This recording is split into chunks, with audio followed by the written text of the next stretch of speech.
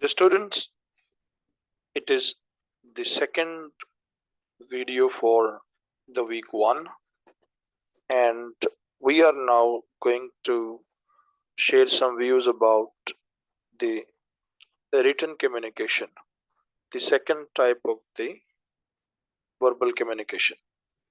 In the video 1, we came to know about communication as a purposeful interaction, and everybody communicates in this world because of the issues he is having in his or her life. And communication is divided into two main branches, verbal and non-verbal. And the verbal communication means communication through language in speaking format, and now we are to written communication. Written communication means in writing. So let's understand what is a writing.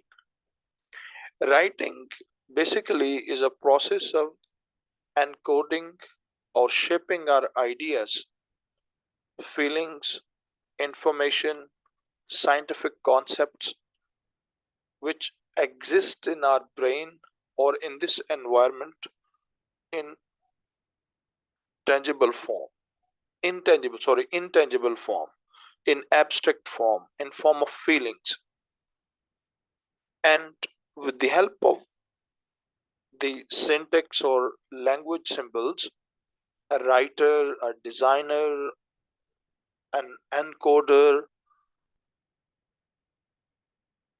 shapes those ideas for the other people.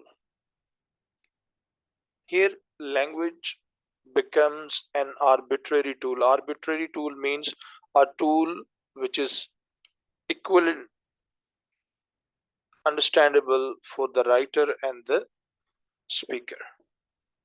Written communication occupies a very special position in our life. It includes texts, messages, news, letters, emails, reports, columns, news report, research papers, books, encyclopedias, and much more. Indeed, communication, especially the written communication, have got an extraordinary importance in the current life, especially soon after the COVID. The modern business have shifted to communication, have shifted to written communication. First, take some advantages and learn some advantages and disadvantages of the written communication. Written communication involves everywhere in our life. In academic life, students have to write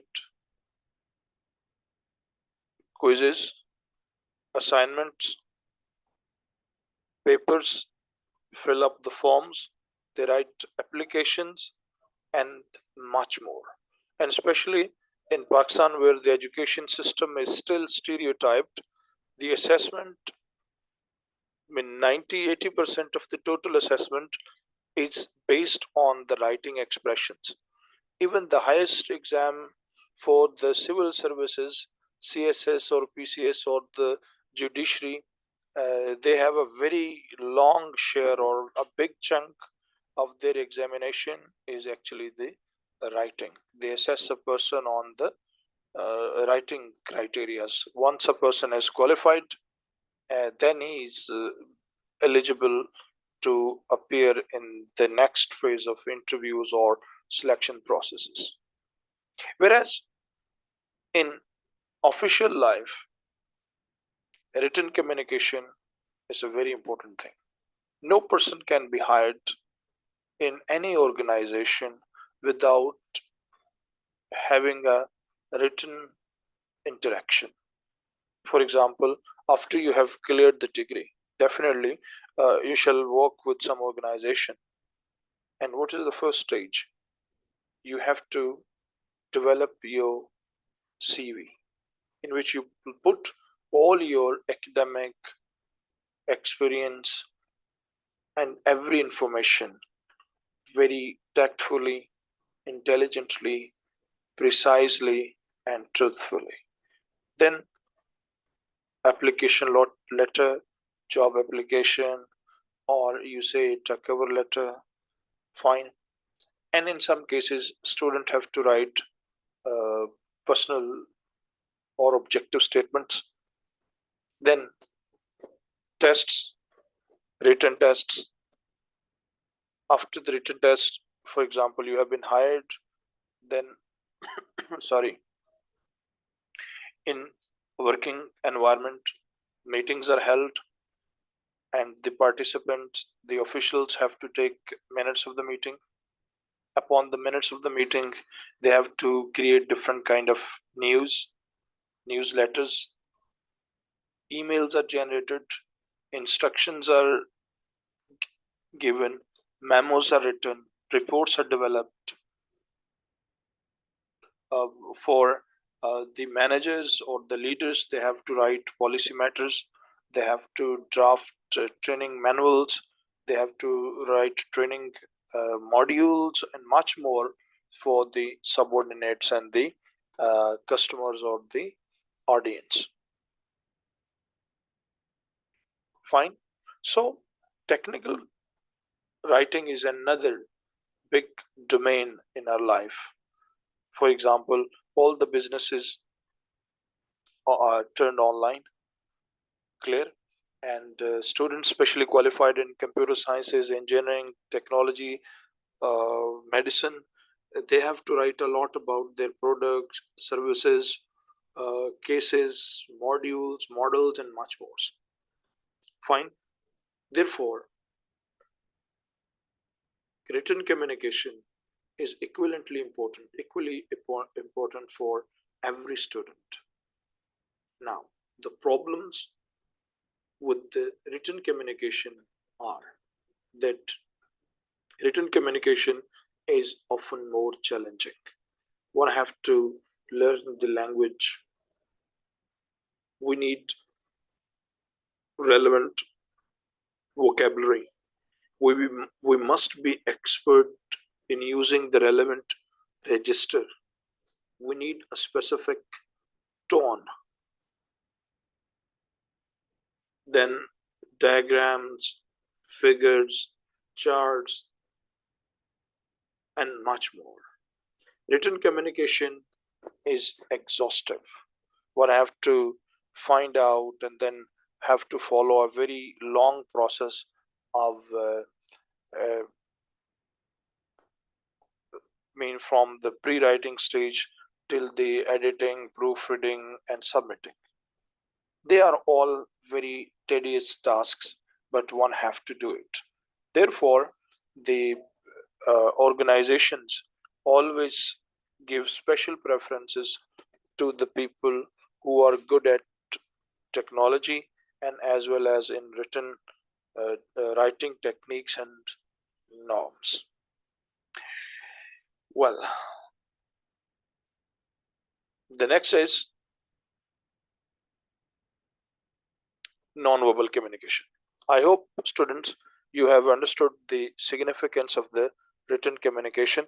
But inshallah, in the next slides, we are going to deal this concept in detail because this is our course, and therefore we have to will inshallah go in a greater length into the written communication.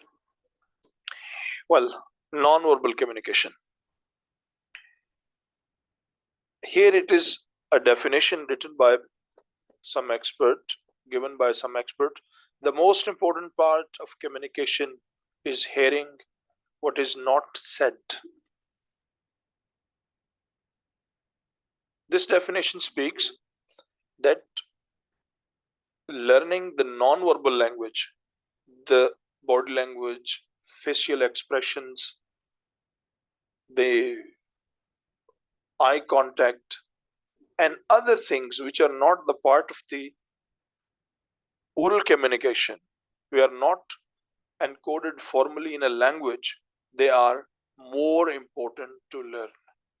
And really, in our life, we find 93% of the communication is non-verbal communication. Non-verbal communication is much more, and it is very wide.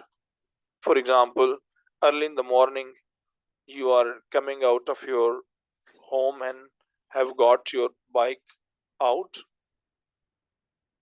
You have got your bike out, and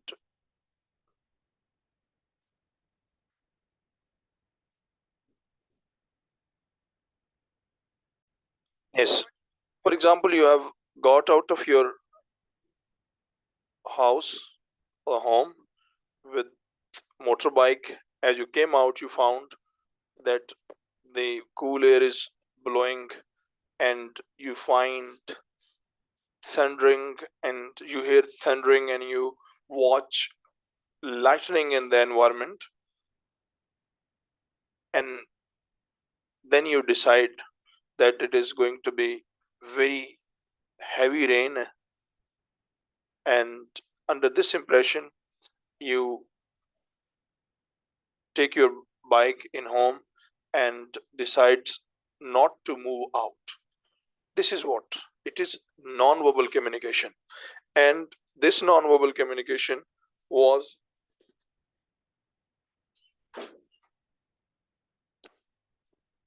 much stronger and was happening everywhere, rather than if some person would come and ask, tell you about that outside there is raining and it is thundering and lightning and this and that. Let's learn it from another example. For example, Dr. Allama Muhammad Iqbal wrote a poem about the scene of early rising, Subho Ka Manzar, that is one of his famous poem, in which he explains the beauty of the early rising, the the lightning from the east, chirping of birds, and cool air blowing through the leaves and flowers, people coming out.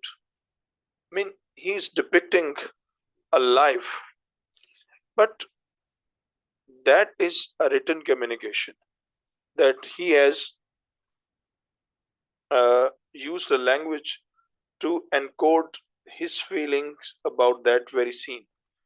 But if you yourself get up early in the morning and experience a cool morning, you find the trees, clouds, air, flowers, birds, and you find that everything has turned out some magical. This is called non-verbal communication.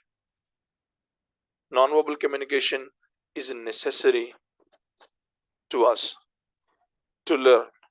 For example, we have to learn from the facial expressions that what the little children want, what our parents demand. We must learn the non-verbal expressions from the faces of our teacher. Clear? Non-verbal language is much more important.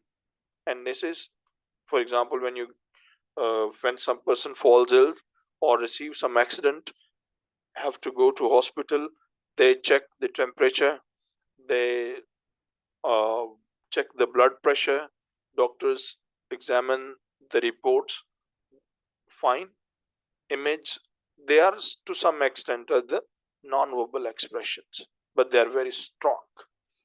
In presentations, the non-verbal expressions include eye contact, pace or speed of our speech, rise and fall, sitting positions, crossed arms and legs, shivering, shaking, heavily breathing heavily, leaning postures, twisting postures, erecting postures of our body, they all express our inward situation. They express whether we are confident, whether we are feeling little terrified, shy, exciting, excited, less interested, or whatever. So, nonverbal communication is very much important for every one of us, whether we are in home, in classroom, in lab, in the market, in a playground, or everywhere. Next is in all type of communication, be it is oral or written, verbal or non-verbal, is called emotional awareness. Emotional awareness means understanding the emotions of ours and the emotions of the others. Feelings, emotions play a very important role in successful communication or in the failure of the communication. Therefore, experts express that before you talk to someone, just consider other people's feelings, their emotions, whether they are interested in the topic, whether the topic is aligned with their religious, political, or other domains. Clear? Then we must consider or examine our own feelings. We should not speak, especially when we are angry. We should avoid giving a lecture or discussion where we are confused. Anger, confusion, they are two very cardinal enemies of the better communication. And the tip to overcome is have empathy. Empathy means that a person should be relaxed and flexible enough to understand his emotions and the emotions of the other people according to the situation. Therefore, it is said that when we are going to criticize someone, first we assume ourselves in his position, that in that particular situation, if I were put, what would have been my own situation? This technique or approach gives us some better understanding about the decision making for the other people. Another thing is operate on trust. For a better speaker, we must be trustful. We must build a trust and credibility. This is one of the very major thing. Allah subhanahu wa ta'ala in the Holy Quran expresses like